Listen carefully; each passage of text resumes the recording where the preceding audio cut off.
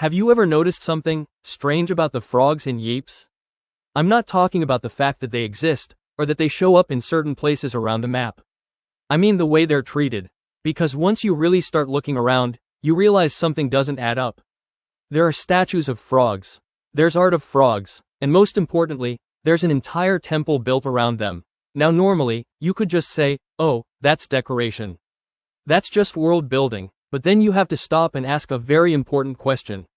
Who built that temple, and why? Temples aren't just built randomly. In history, temples were made to honor something important, usually something powerful, or something divine. And that's when it hit me. There's actually a real-world example of this exact same thing happening before. In ancient Egypt, cats weren't just pets. They were seen as sacred beings.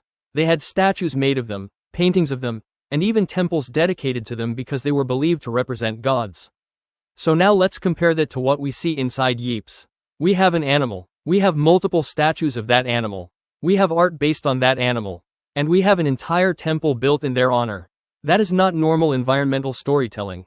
That is worship. Because if the frogs were just regular creatures in the Ypres world, why would an advanced civilization go through the effort of building massive structures around them? You don't build temples for something you don't believe in. You don't create monuments for something you don't fear or respect.